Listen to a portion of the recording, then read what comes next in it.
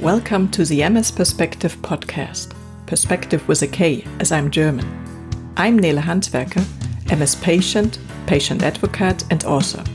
I'm bringing you interviews, inspiration and information about living with multiple sclerosis and show you ways how you can positively influence the disease and make the best out of your diagnosis. On ms-perspektive.com, you will find the show notes, 11 free tips as a PDF, and lots of other information. And now the show begins. This podcast is supported by Mid-Mission, a project of the nonprofit Hertie Foundation. Thanks for tuning in again and welcome to episode number 45, where I talk with Damian Washington about his channel and all his activities around NoStressMS, entertaining education about MS.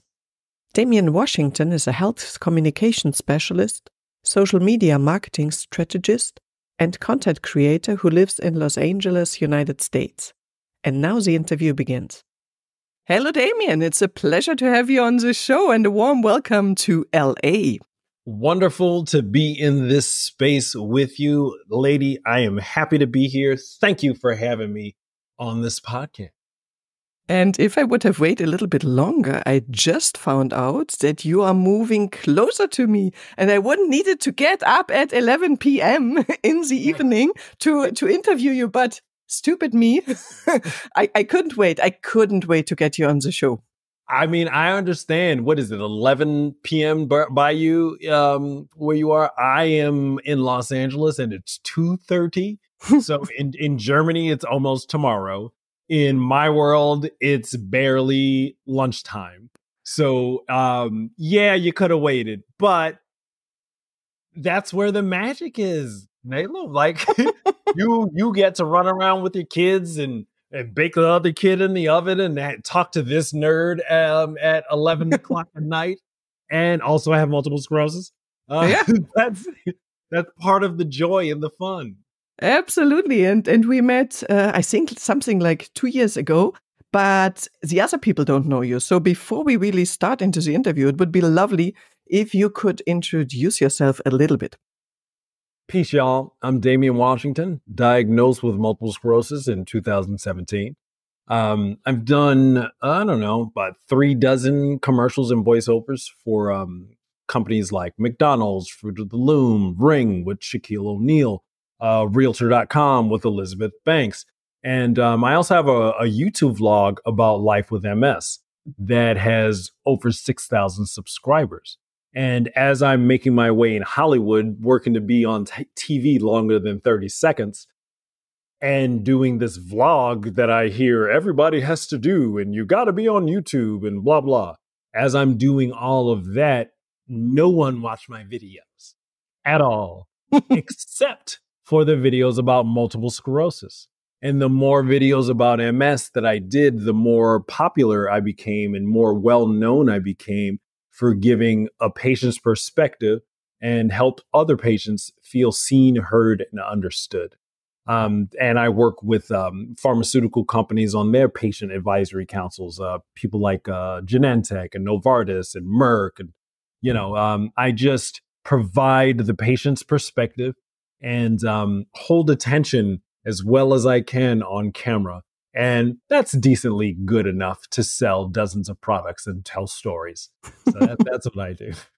That's good. And unfortunately, my podcast is just audio, so I only get into the perfect, lovely experience of seeing you. But everybody else can concentrate on your lovely voice, so that's fine. And I love your comedic aspect and bringing some fun and some joy into that kind of dry topic of having MS, having a chronic disease is always good. So can you share a bit about your personal journey with multiple sclerosis and what led to create your comedic videos about it? You all can't really see it. You can't hear it. But I'm kind of tearing up right now because I have MS. I've had MS for a while, and it's not fun at all. but the emotions are there. It's also tangible. I'm just an emotional guy who can be emotional in certain ways on cue.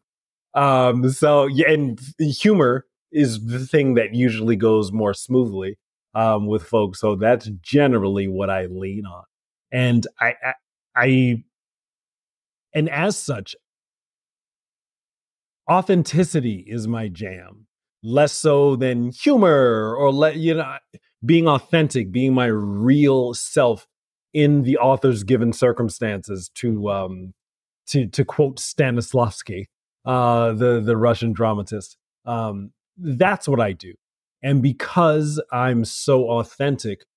If I'm at the infusion center, if I'm talking to my doctor, if like all of these things, you are getting the unadulterated present person that I am, and that I work to be.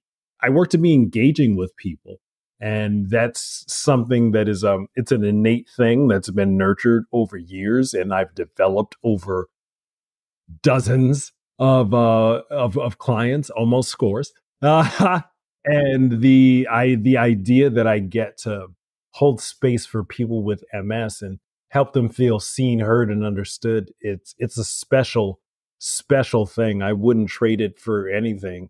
I wouldn't wish this medical condition on anyone. I wouldn't wish this on my worst enemy. However, I would not trade this experience for anything. That's good. Yeah.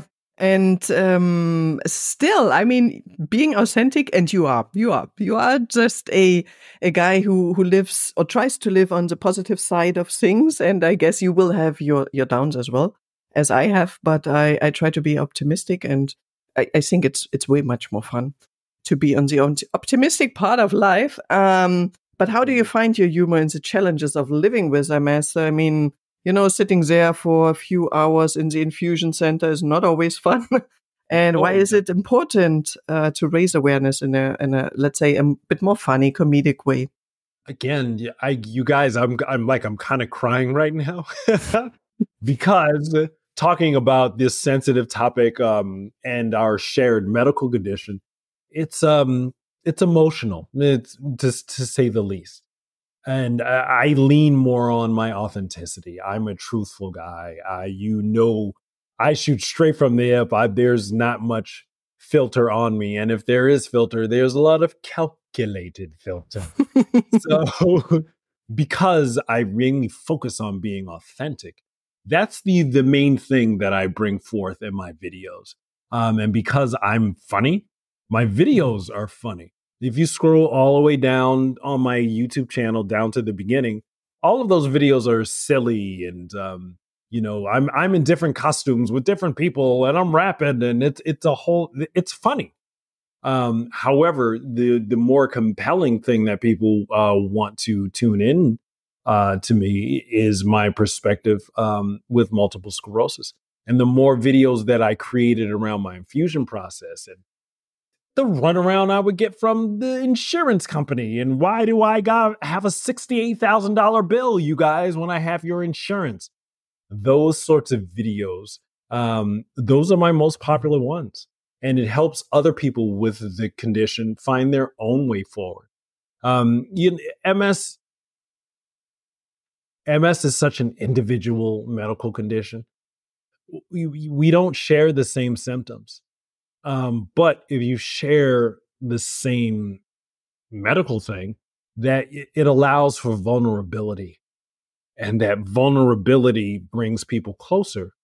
And in that vulnerability, like, again, you guys can't see, like I said, I'm kind of crying, but in that vulnerability is emotion. And in that emotion, I generally lean toward the humorous side of it, because that's the simplest thing for me. That's the lowest hanging fruit. If I am in a genuine space and everyone has their guard down, then we get to all be real and hang out. I'm going to find some humor because life is hilarious. It is. And let's say, how do you come up with your ideas? I mean, is it you are sitting at the infusion center, you are getting one of these letters with that big bill, which should be covered, but for some reason they are asking for money from you. Or do you, let's say it's sitting there at night, waiting hours for coming up with that idea? I just listened to a audiobook about the Bloomsbury Group and Virginia Woolf. So she was really getting very hard to her novels. It took her a lot, but yeah, she has a whole nother process. I'm a guy who, again, 36 commercials is a guy who's comfortable in front of a camera. And so I just picked up my camera, like, sometimes it's my phone, sometimes it's a standalone camera. And I just start talking to the camera and then I upload that to YouTube. And I'm a nerd. My computer systems are out of control. So I have all of the equipment to make my videos look something stellar and sound good and just actually be something engaging that you want to watch. And because of that, I just go to the infusion center and I document. Once I made the shift from, I'm making a video for people to watch. No, I put that to bed and I said, I'm documenting my experience. And that helps shift the identity a little bit. It's not like, hello, I'm here at the infusion center and I hope to give you something truthful and funny. It's like, yo, I'm at the infusion center, man. I don't know what the hell is going to happen. Let's see what it is. There's humor in that, in that relaxed, hey, you're here with me, so let's go, way of being. Yep.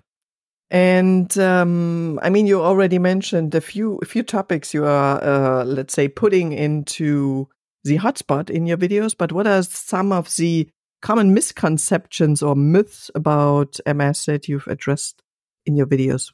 Yeah, no, that's something that I've missed, specifically, like myths or misconceptions. I didn't exactly answer that question because I don't know.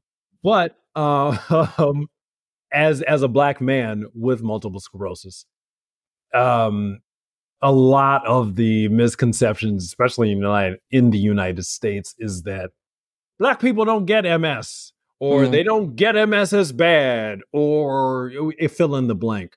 But Black people are people and have the same afflictions as everyone else. And that's one of the biggest, I would say, misconceptions, that I can't be suffering from this thing because of who I am. And the fact that I am means that I have the opportunity to be vulnerable in these ways. And I have to deal with it just like everyone else. Yep. And I think one a guy that became very popular and was a Black man was the father of Michelle Obama, right? I mean, the book Becoming is quite popular, and when I read it, I realized, oh wow, yeah, okay, her dad had MS, and I don't know why he didn't get good treatment, because he was not asking for it or because he didn't get it. She's not discussing that part really much. Sure. In the book, but it was very interesting. And I mean, the story did not end it really nice, but in a good way. I mean, she became first lady having that experience. So, because lots of people are afraid of getting children when they have MS, And the good thing is a good message you can send from that is, you can do whatever. You probably will have fantastic kids with very good soft skills who can reach many high goals in life. The soft skills, the soft skills that are not taught, that you have to intuit through your life experiences. That's something that I wish there was soft skills class. I wish there was a soft skills school. The world would be a lot nicer place. People would be more kind. But again, I'm just an authentic person, and that authenticity just happens to come out with humor. I research. I wade through these dense scholarly articles, and as I'm reading them, I'm like, what the hell does this mean? How can I, if somebody who has the same condition as me and also really desperately wants this information just like I do, but they're not only do they have to find it, they have to have the cognitive reserve to be able to read through this thing, and the answer may or may not be in that thing. Because I'm a performer, because I'm a guy who professionally works for big brands, I rehearse so much more than the average bear. And I do things, I'm accustomed to doing unfun things. I'm in preparation. I'm for what I want. I'm accustomed to just sticking it out and just going through it if I believe that there's something else on the other side that I want. So that's where a lot of the light comes from, is me just trudging through all of this thick information. And then once I come out with something, I'm like, okay, great. People need to know this, that, and that. That's it. They really don't need to know the other 25 pages. So if I can boil it down to one page and just talk about it with looking right at the camera and put my energy into that lens, then people are going to watch and also feel included and part of the conversation. Because when I'm doing my thing, I'm looking straight into the camera. And even though I cannot see anyone looking back at me, I know that's where the people who are looking at me are. So they don't need to be here right now. That's unimportant. What is important is that I show up and I be vulnerable with whomever happens to be watching me. Truthful, vulnerable, and present. That's the only thing I'm concerned about. Really great. So how was creating these videos helped you to connect with the broader MS community, and what kind of feedback have you received? Yeah, it's exciting that I get generally good feedback and people saying that, oh, this was helpful because I was concerned about getting this infusion, but you helped allay my fears. Or, hey, I was having the same problem with my insurance company, and you helped me keep a cool head as I figured out the next set of things. What I get from the making videos is the connection with people. And that's really the best part. I'm speaking into the void, knowing I'm not speaking into the void. But because I'm not speaking to a specific person, I'm speaking to everyone. And in that, there's some magic in that. And I get to meet some really cool people and do some really cool things in that and behind that. And that's why I really just focus on being candid and authentic and truthful and relaying my own experience to folks. And I really don't concern myself with anything else. And opportunities just continue to come. Which is not surprising, because you are a great guy, and you're already presenting, let's say, the minority of men, but then as well, of course, the Black community, which you already mentioned. Can you share maybe about a little bit more about this and why it's crucial for MS awareness and support? I mean, I've heard also Mitzi Williams quite a lot, and I think it's already an issue if you are Black, then people just don't consider MS as much. No, and that is an issue. It's a strange thing because when I was diagnosed, I just thought to my head, I was like, don't only white women get that? One. And then what white women? Right. You know what I'm saying? I'm like, I am neither of any of those things, but I still have this. Oh, okay. And then I was like, well, who are the black guys that I know with MS? And my mind went Richard Pryor. It did not end very well for him with his MS, and Montel Williams. And I was like, well, Montel, he's still here. He's still cool. So I'll be fine. I'll be all right. And because I carry myself a certain way, and just started to make videos, people started to gravitate towards that. And the more videos I started making, Montel called me to be on his show. And when I got that call, that's when I was like, well, I think I can take my foot off the gas a little bit, because I'm such a prolific creator. I'm always creating, working on the next thing, working on this current thing. I'm always going. But when I got a call from, frankly, the only black guy that comes to mind when you think about multiple sclerosis in my world, when he called me, that's when I said, oh, okay, I guess I'm doing a decent job. So at least. At least. So I get to back up a little bit, cut myself a little bit more slack. But the idea of representation is something that is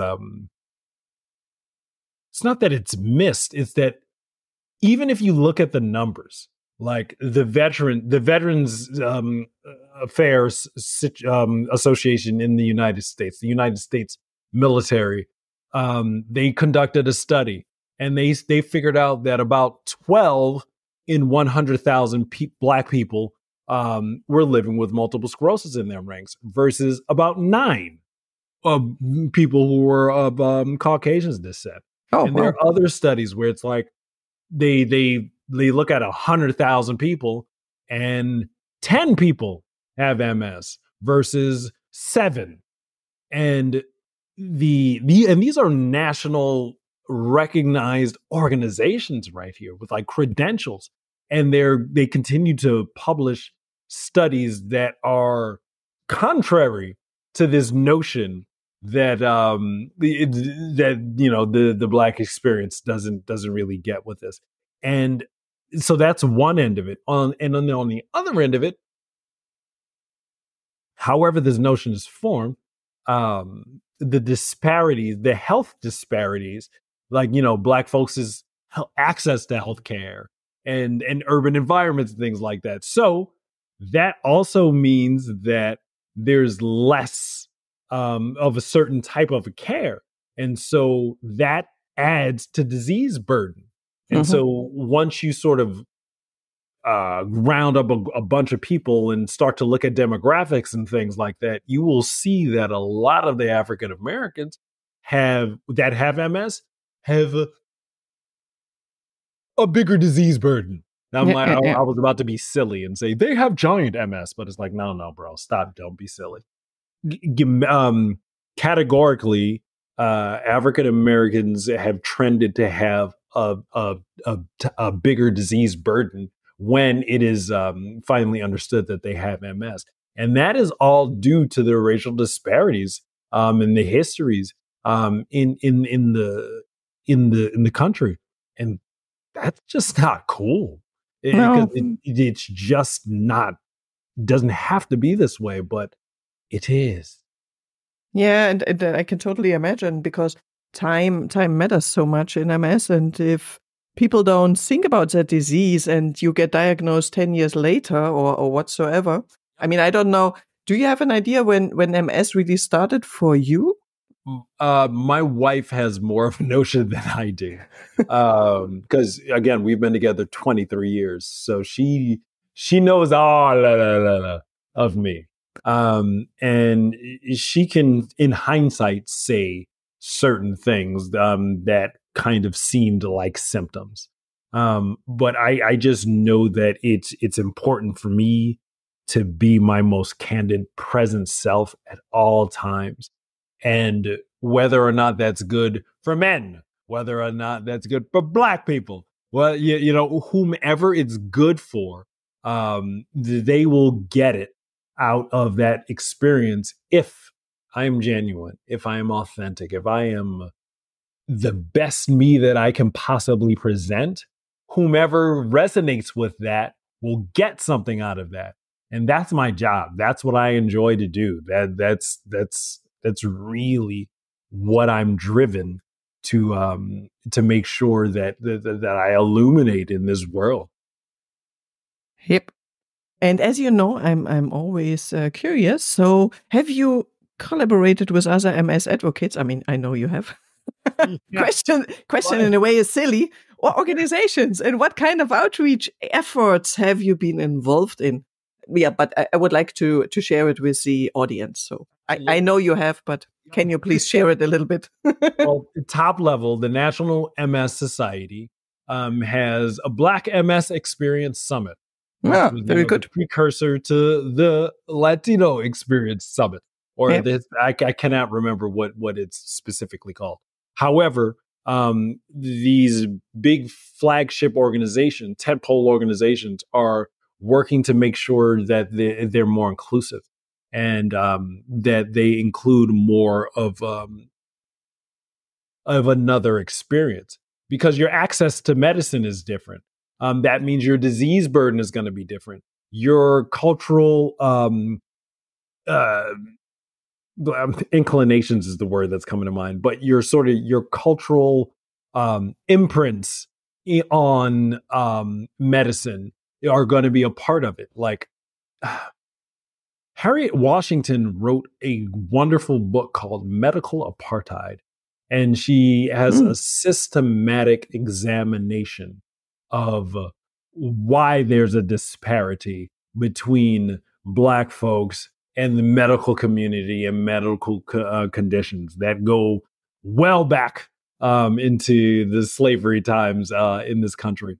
And what is termed iatrogenic, no, it's a iatrogenic illness, but it's iatrophobia. Iatrophobia is the fear of doctors and the fear of the medical system.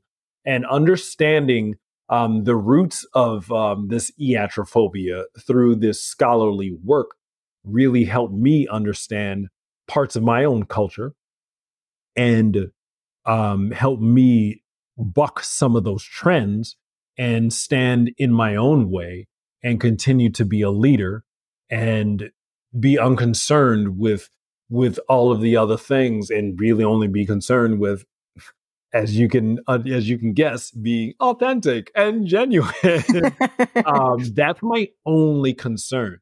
So it's important, not important. That gets lost in a lot of social things, and I'm a guy who helps bring wellness back to the forefront, and wellness for everyone, and cuts through a lot of the societal garbage and present facts and figures and people's stories to tell the tale of someone who's living with this condition and their most present self. That's what I'm here to do, and I enjoy it, and it brings me close to people like you. Yeah. And MS is like a club, man. It's a club that, like, there's this, it's like a long line outside, and everybody's waiting to get in the club, and when you get in the club, you're like, wait, it's not so nice in here.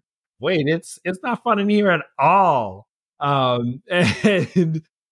But the people that you meet in there, they're some of the most genuine, enjoyable people that you are going to meet. Like you, right? Like, yeah, our soft skills are trained so much having that disease. The only reason we know each other is because we have MS and we are leaders in our community with the condition.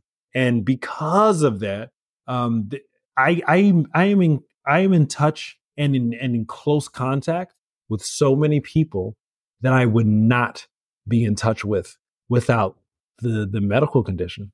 So it's a strange catch-22. It's a strange place to be in, but I adore everyone in this shitty club. Excuse my French. That is not French. Oh, now I lose my clean rating. Oh, Yeah, right. Damien. No, we can edit that out. I can just say, everyone in this garbage club are some of the most genuine, wonderful people that I've met, that I get to know, that I get to share space with, that I get to enjoy commonalities with and share good energy with. And if the price of admission is multiple sclerosis, I don't think I would have consciously chose that, but because this is where we are, fine.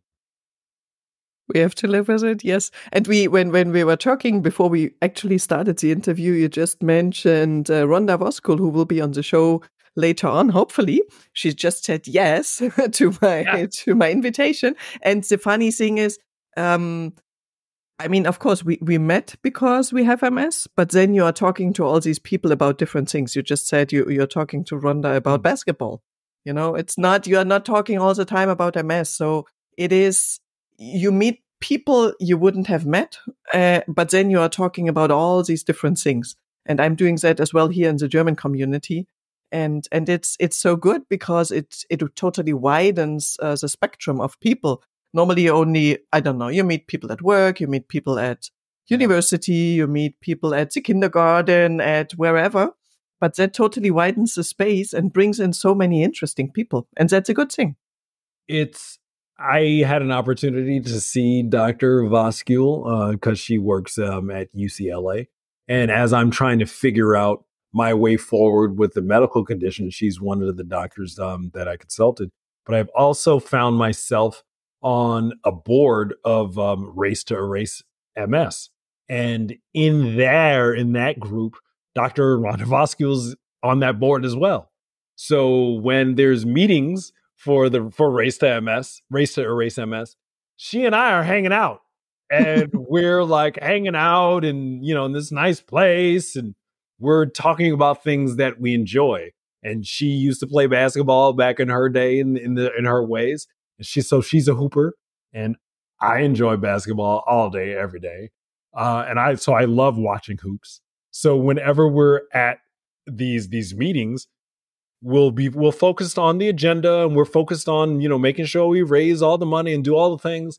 However, when it's break time, I'm hanging out with Rhonda Voskul talking hoops. And that's good. That's great. It's a funny, and not funny, haha, but funny, kind of strange, kind of surreal space to be in. And it's like, whoa, I'm standing with one of the rock stars in the profession. Like people that she has a long waiting list, man. And I'm standing here talking about NCAA and in college tournaments with her. What? So again, I have had such wonderful interactions with such wonderful people because of this terrible disease. And I often say MS is a terrible way to meet wonderful people. Yep. And you are another example of that. Thank you. Have to give the compliment back. And another thing I want to dive a bit more deeply into it. I talked to Trishna Pachadia from UK regarding the, let's say, another very lovely person, regarding the, let's say, sometimes misconceptions or non-conceptions of the disease in her, let's say, more Asian community. How is it with the Black community? Not the people having MS, but their family members, their friends. Is your, let's say, contribution helping them to realize as well that there is MS and what it means, especially all these non-visible symptoms, which are sometimes not really good accepted from the community, from the people around you when you cancel a meeting because your fatigue kicks in and whatsoever. Well, the people generally have this nightmarish thing when you get diagnosed with multiple sclerosis. Oh, you're not going to be able to walk anymore. Oh, this, that, and the other. And it really kind of gets to a point where it's like, well, that's what your understanding of it all happens to be, but that's incorrect. And even if I wasn't able to walk anymore, okay, if I still have this chair that I get to roll around in, wonderful. I'm alive. It's not. I would prefer to be walking, but if I'm rolling, that's fine. And that's a big misconception, actually, to really get to the heart of your question that a lot of folk get to, because in a lot of ways, it's like it's kind of you get taken aback because a lot of my friends are in chairs, and so when the conversation gets mixed, like, oh, the worst thing is that's going to happen to you, and I'm like, you mean like my man Jim? Tell him, Jim. If Jim's like, I don't like it, but it's not that bad. It beats the alternative. Yeah, and it humanizes it. And it removes a lot of the story from it all and the boogeyman. No, these are just people having an experience. And it, in a lot of ways, it's community. Like you mentioned, Trishna, I guess I'm good at it. Of course. I have there's 6,000 some odd people, 6,500 people on my blog, 10,000 some odd people on my Instagram. I guess I'm good at making community. But there's just genuine people that are having this experience. And to dramatize a certain set of the experience, it removes oh God, I don't even know the word. It just turns it into something that it's not. And yeah, I would prefer to not have MS, but I do. Many people they would prefer to be walking instead of rolling, but they're rolling. So don't lead with, oh my goodness, you have MS? Oh my goodness, you're not going to walk again. It's like, one, don't say that. Two, even if that is true, that's okay. Yeah. He just moved near to me. You can't see him, but he just dude. Like, come on. Like, it's not even. Can we talk about something else? Can you think about something else? Yeah. But to be honest, that was my biggest fear when I got the diagnosis. And working in that field, it's not my biggest fear anymore. Right. There are so many other things, like the side effect from my medication is a PML. I don't even know how to pronounce the thing that it actually is, but I am way more scared of getting PML from my infusion that I take twice a year than I am of losing certain ambulatory functions and needing to sit down to get everywhere. Like, what? Yeah, to be honest, when we are talking about biggest fear, my biggest fear would be to lose my cognitive abilities. That would be my biggest fear. Not sitting in a wheelchair, but not be able to follow a conversation. But even if that would happen, I would be able to live with it. It's just, it's not happening. So, of course, you need to have some fears. This is your right now experience. Yep. And with MS, as much as symptoms are here, symptoms come and go. Like, I used to have terrible spasticity in my knees. And now it really only comes along at certain times of the day, or if I'm fatigued in a certain way, or I had optic neuritis really bad and I couldn't drive a car safely. As that's scary, man. But that passed along, especially with, okay, I eat differently. Okay, I make sure I sleep more. Okay, I make sure I meditate 3 times a day. Okay, I do a whole host of other things that support health inside of me and support health inside of me outside the illness. Has nothing to do with the illness. It may be inspired by it, but the body that I am is overall more healthy because I focus on certain things in certain ways because of the medical condition. And so that's kind of the other side to that coin. As horrible as dealing with the condition is, if you deal with it properly, you can get some magical things that you never would have planned for yourself in this life. And that's really amazing. Yeah, and you can concentrate on your life and enjoy it way more. And don't get silly, I don't know, unsatisfied by certain things that are not worth it at all. Yeah, no, I stumble in the home, like I'm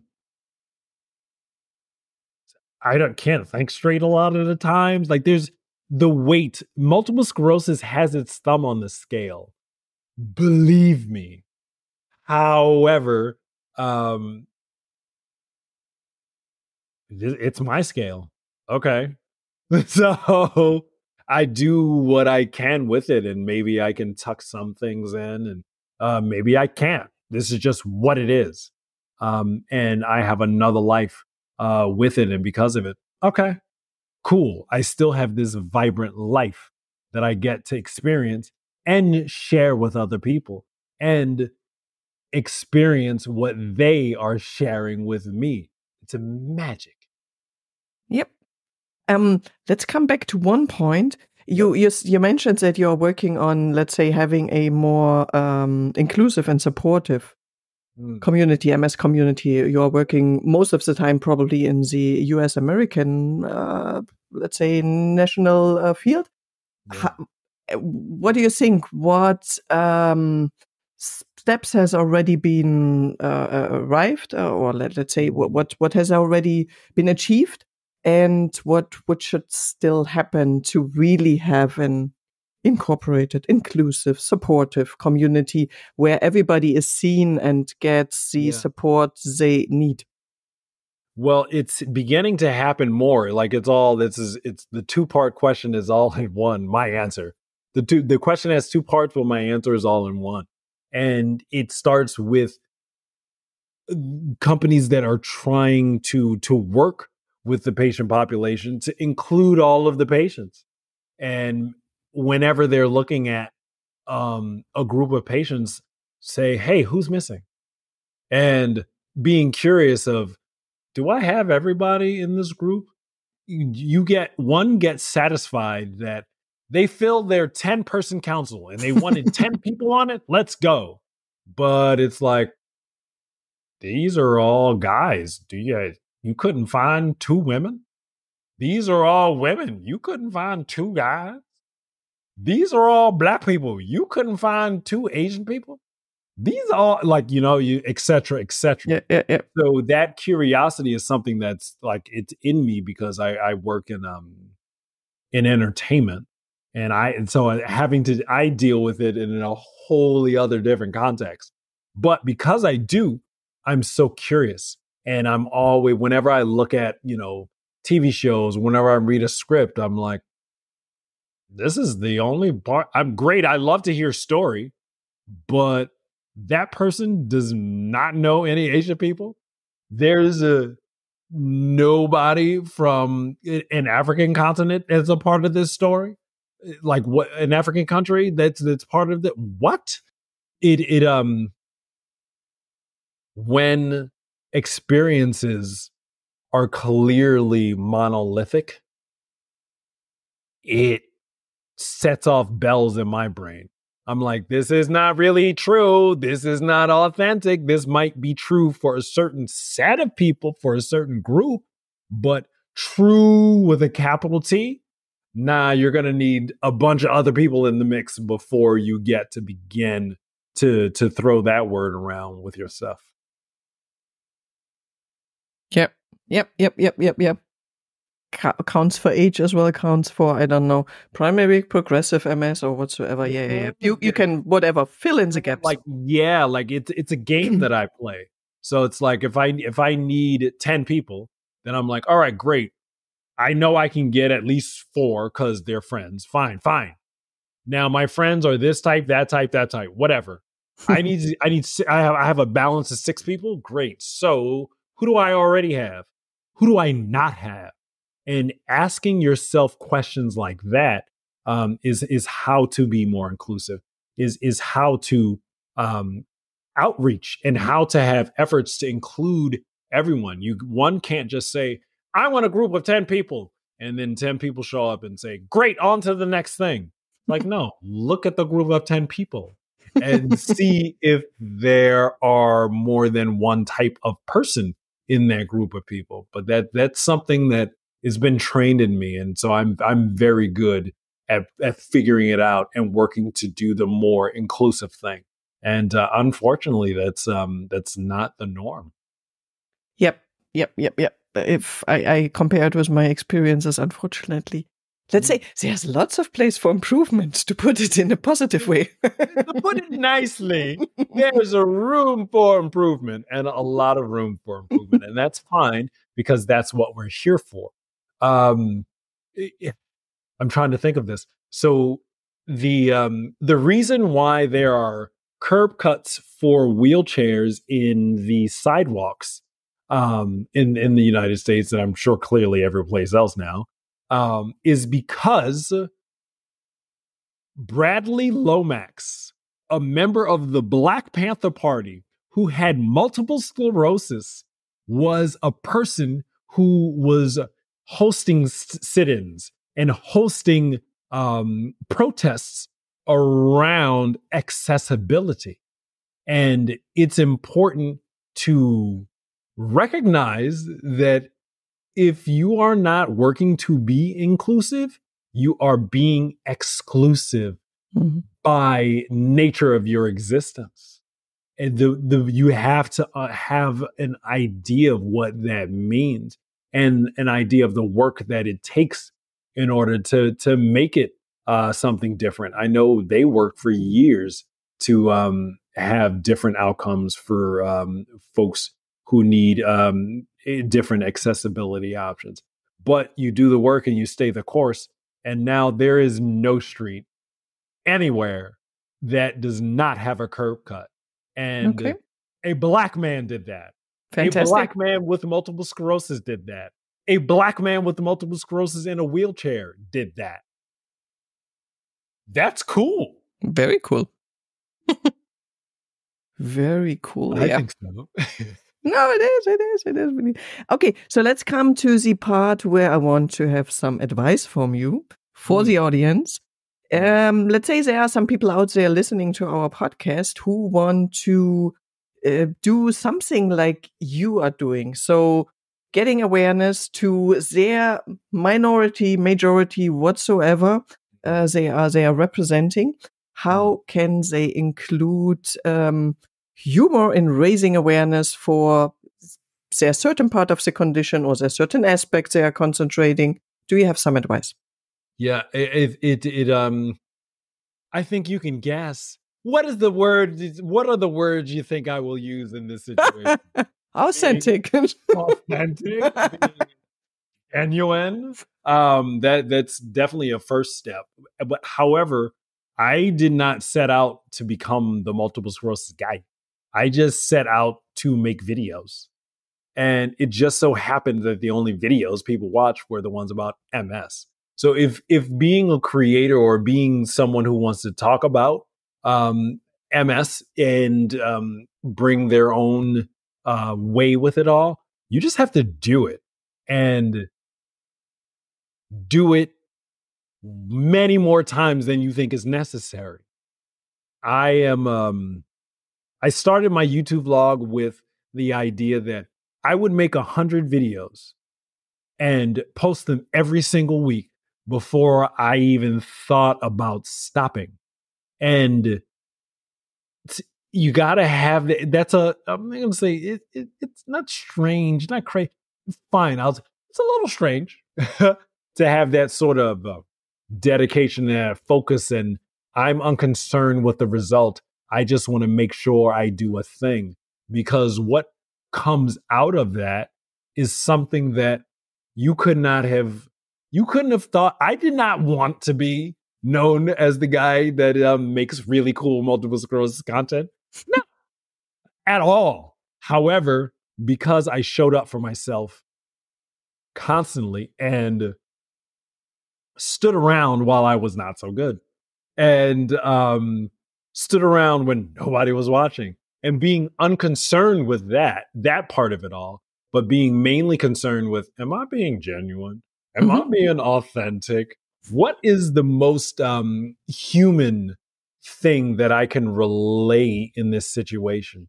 And just practice. Whatever you want to do, make sure that you have the notion that you will do it at least 73 times before you begin to think about not doing anymore. And yeah, I picked a random silly number like 73, but honestly, if you are not going to show up much more than you currently think that you have to show up, it's very likely that you will not get the results that you think you should get. Yep. And when I started my 2 podcasts, I did it for the German, I did it for the English. I started off with 30 episodes in the first 2 months, and that helps a lot. I mean, I was not that good. I know I think in the first interview I did in English, because I hadn't used my English for, I don't know, 1.5, 2 years that much. Yeah. I used some stupid words because I mixed them up with different stuff, but that happens, and you have to be fine with it, and you have to be relaxed, and yeah, okay, things happen. But when you train, you get better, right? I mean, absolutely. And I remember scrolling back, listening to your podcast. Like, oh, okay, let me listen to a few of the latest ones. Let me listen to a few of the early ones. Oh, bad. It's part of my research. It's what I do. To understand how far you have come, okay? To understand more about the space that you currently hold. And you have always been incredible at holding the space. That's what I call it. That's what the term. You hold the space, and the space, anything can happen in the space. And if you hold vulnerability out in this space, it makes people feel safe.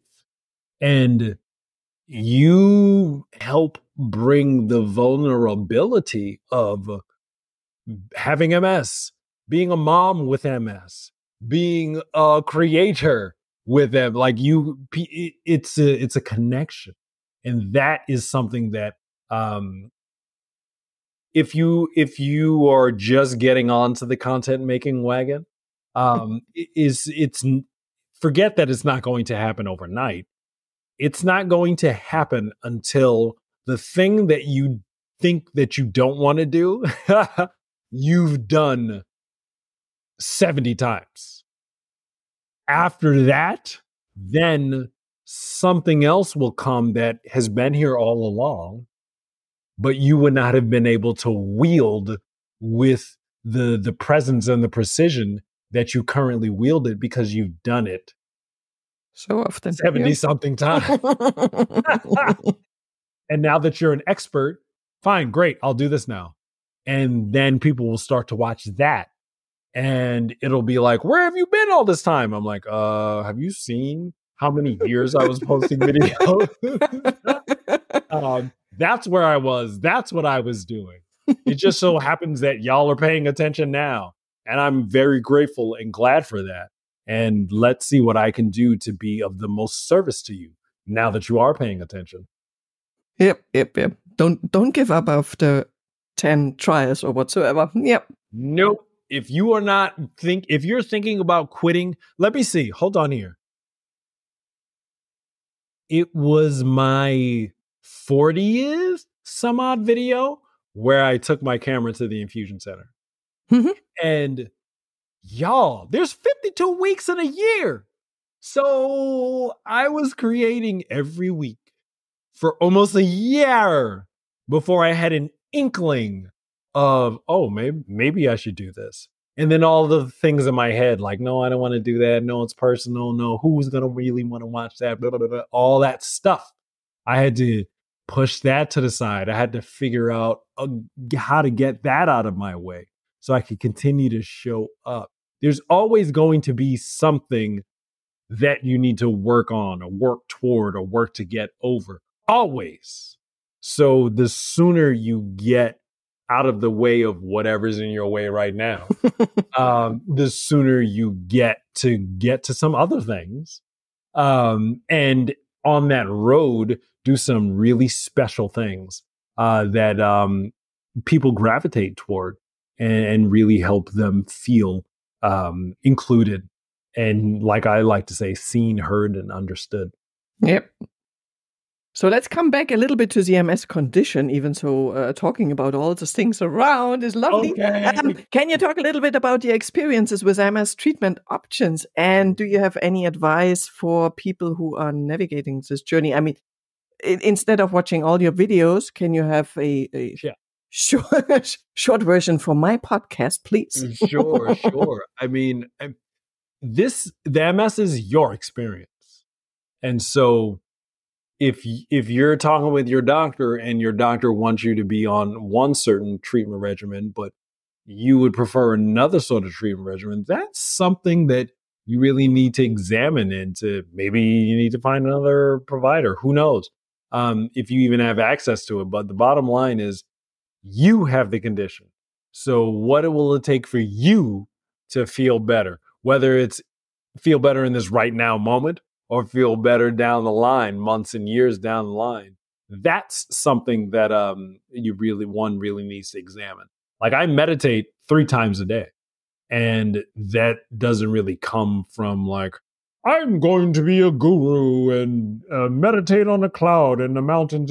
No, that comes from, my background in Eastern Asian religions. And I have a minor from Middlebury College. And I have read a ton of books about Buddhism and the practice. And I've written a ton of papers on the subject. And I've gotten a lot of A's on the subject.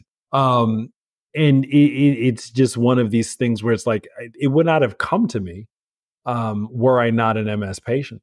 And so continuing to show up and just doing what makes you feel good is something that it cannot be understated that if you do that enough times and be dynamic and adjust accordingly, not, do something different every single, no, still stay the course and do your thing, but make adjustments, reasonable adjustments, of course.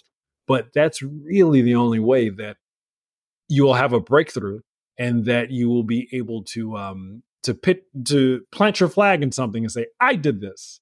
And I now just get to say, I helped 6,500 people feel seen, heard, and understood who have multiple sclerosis. But that's only because, again, like I say, I was creating videos for almost a year. And before my MS videos got popular, every single week. And then once I saw the numbers, I'm like, well, the only thing that people like are my MS videos.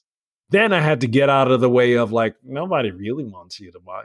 Are you really just going to make videos about MS only?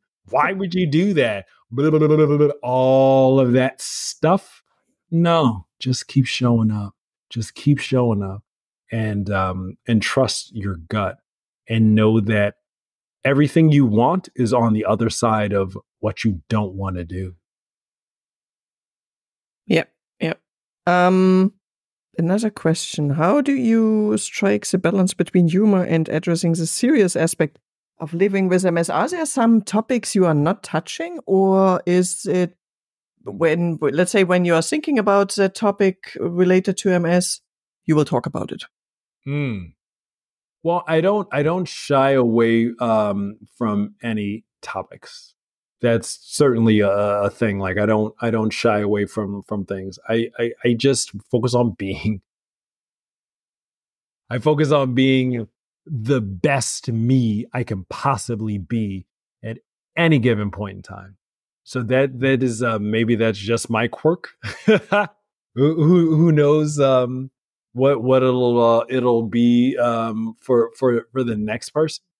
But I just know that I happen to be funny and I happen to be a giant nerd with a bunch of equipment and a bunch of really cool computers, and a bunch of time to sit around and make them all work in the way that I want them to work. And I stamp out multiple sclerosis videos that happen to be funny. And I'm mainly just a guy with a stamp. That's all I do. I just make stuff. And it just so happens that not it just so happens. And the stuff that I make, I'm focused on making it until I'm like, nobody wants to watch this. Nobody wants this thing that I'm making. I made this thing that I wasn't really interested in that much, but people seem to like it. So I'm going to make that thing now. And you do that, and you really get to some special things that you never really could have imagined or thought of, envisioned for yourself. Yeah, sounds good. Have you experienced any positive effect for yourself doing these things? Or, I mean, I guess when you were born, you were a funny guy. I can't imagine you being a serious, not laughing person. Yeah. But has it had some positive feedback loop to your health and well-being? Absolutely. If you look at my doctor's notes say that I have a significant burden of disease. Mm-hmm. Okay? That's not a fun thing. You don't want the medical person to be like, yeah, no, he's really sick. But in that same sentence, Damian has a significant burden of disease, but he's also remarkably well adjusted. And so seeing that in my chart was something that's like, I've always had the innate notion of whenever something happens, I go, now what? I don't really sit around and cry about the thing that happened. Trust me, I will. And I don't shy away from it. However, at some point, I think, now what? And know and trust that action is the main driver of anything. And it's comes with being alive. So I feel alive taking action. And whether or not that action will produce the results that I want, that's unimportant. Taking the action is the main thing. And you can make adjustments accordingly down the line, but it's important that you just act. And then maybe think about changing how you're acting, but you don't sit around and think about it. You don't sit around and think about, should you do something better? You don't sit around and think about, oh, okay, I made a thing, but I can make it so much more different. And no, just make it. Put it out. Next. I will see you at try 74. And not a moment before.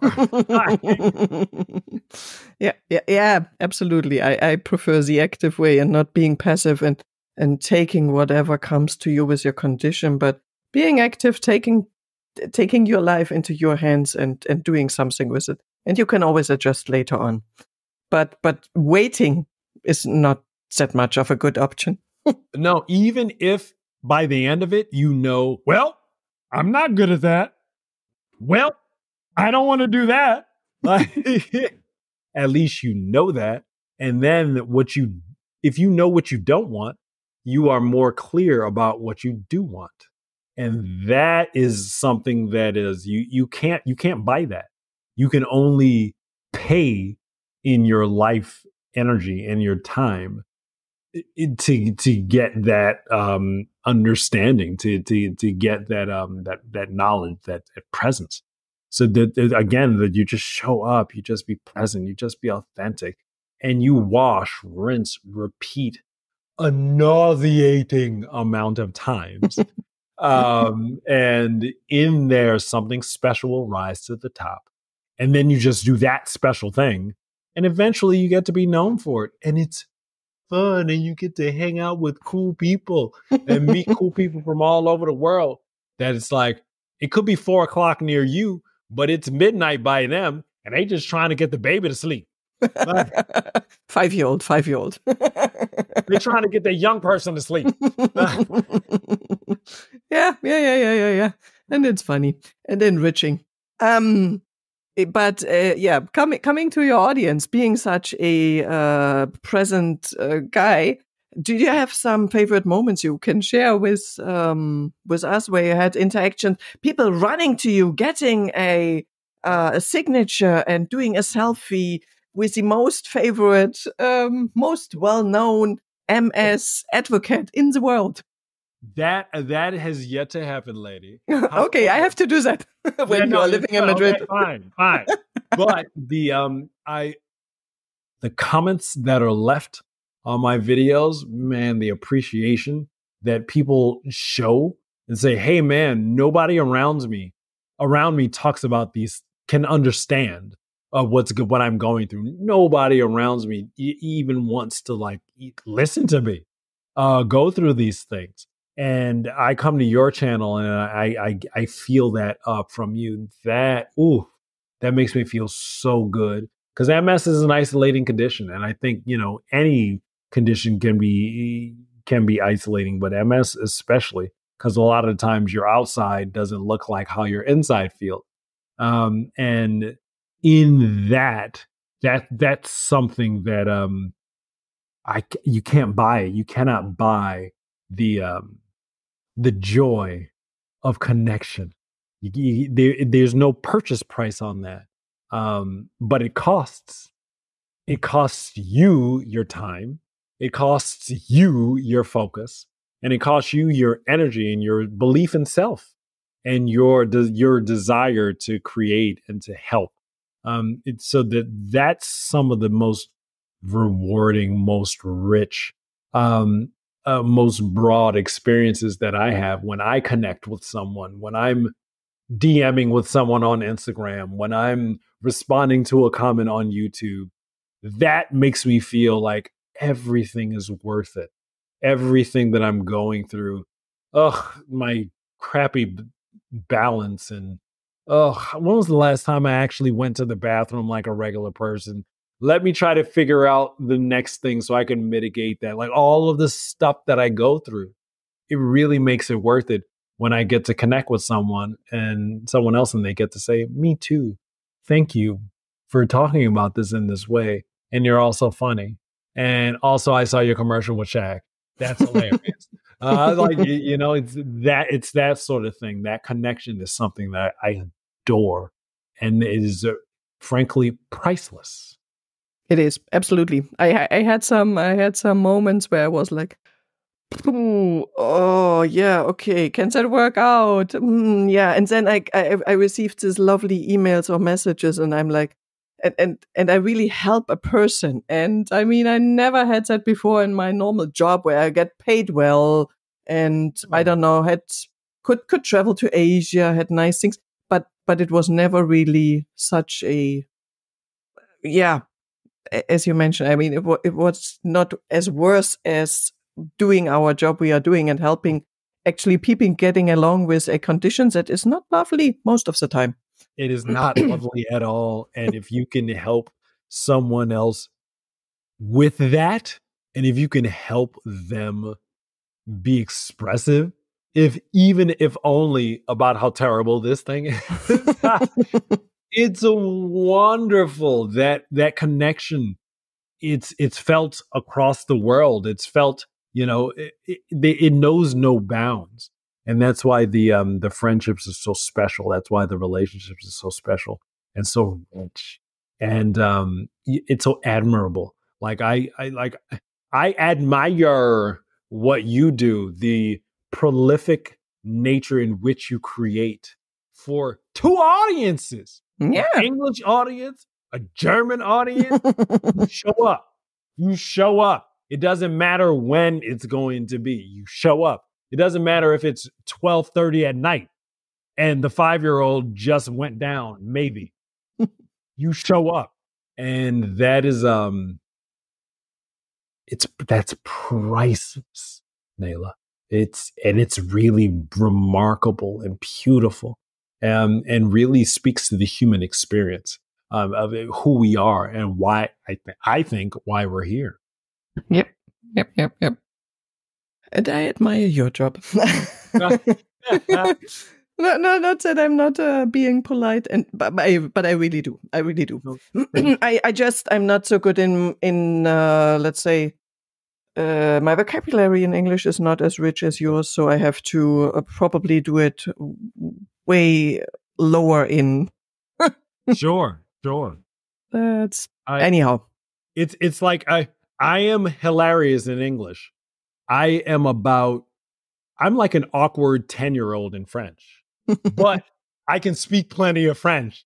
That's good. You know what I'm saying? Like, yep. I can pass the language exam at the consulate. Like, I know what I'm doing. But I'm not hilarious in French.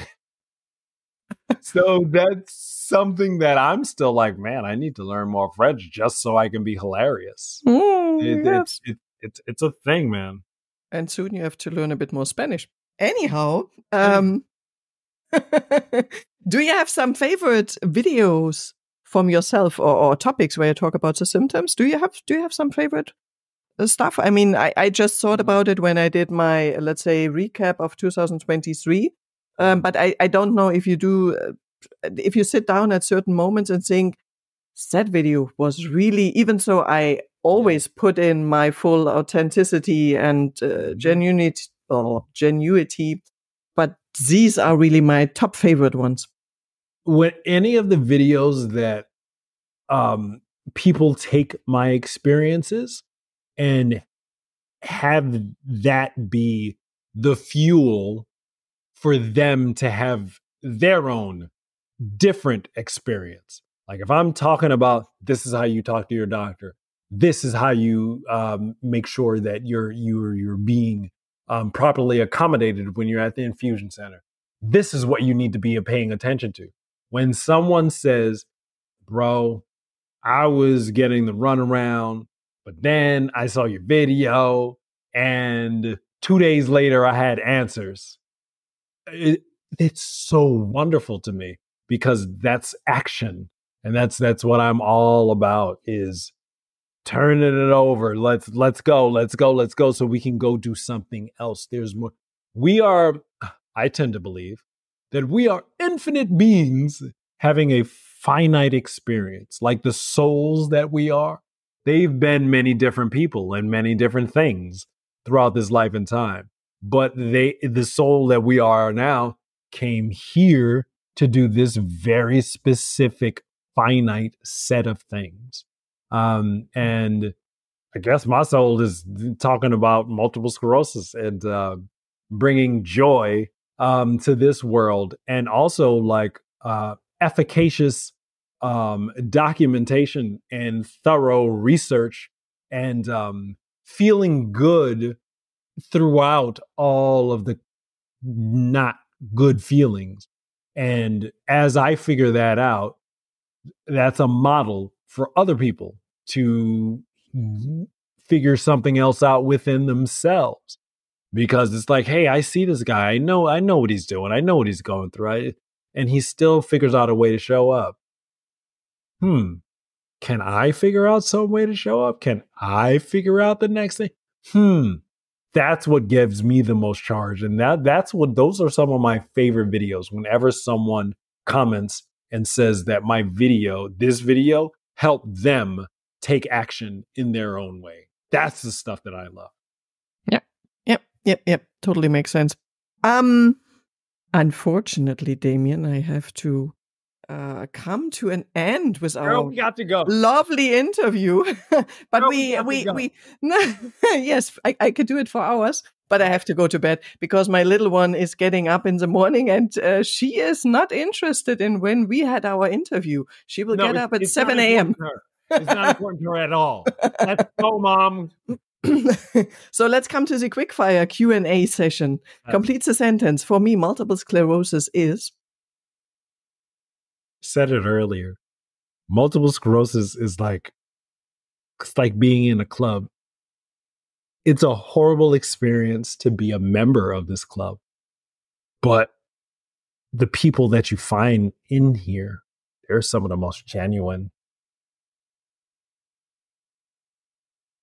people that you will enjoy and that you will share rich experiences with, and the vibrancy of life. Mwah. So that's what multiple sclerosis is like being in a crappy club no one wants to be in, but everyone in the club are awesome people. Very good. Which website can you recommend for people living with MS? I guess I'm more of a follower of people on social media. So like on Instagram, like creators like Nicole Pedra or the MS Gym or a hot MS. Like we'll put it in the show notes, but I've got a ton of people whose content I love. It's funny. It's informative.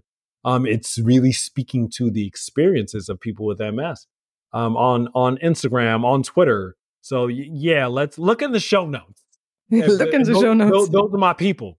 I love them. They love me. We all have a great time, and we all are in this not fun multiple sclerosis club.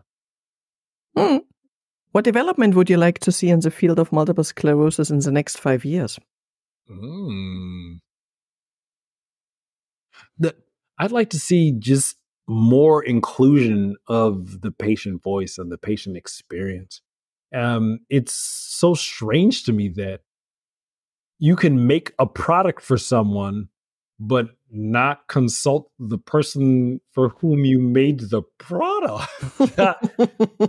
So the more patient involvement, the more companies knocking on the patient's door and looking for patients because it's important. I think the importance, ratcheting up the importance of the patient perspective is something that I would love to see and I would adore. And I just want to be able to meet more people doing similar things to be able to have other patients have a different experience for them to bridge the gap in some of their suffering. Because there's plenty of suffering out there. There's at least 26 symptoms that can be affected throughout the body because of MS. Whether it's your vision or your sensation or like your bowel habits, your bathroom habits, you know what I'm saying? There's so many different things that can be affected. And I just want to be able to meet more people and to help more folk, and just continue to be creative. Yeah. And one last question. Where can people find you? I mean, I have mentioned it at the beginning, your NoStressMS, but can you please say where people can find you? Absolutely. On which channels? YouTube.com/NoStressMS.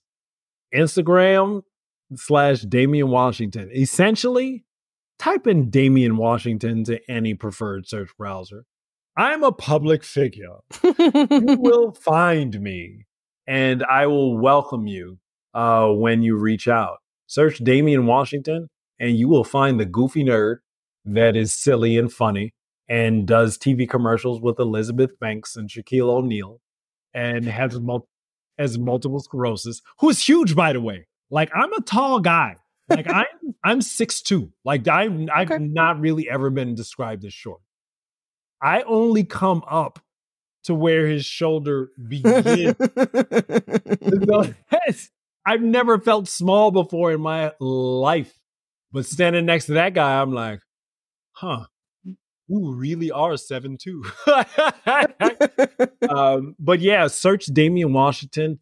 You will find me. Go to DamianWashington.com. You can look at some of the commercials and be like, oh, I did see that.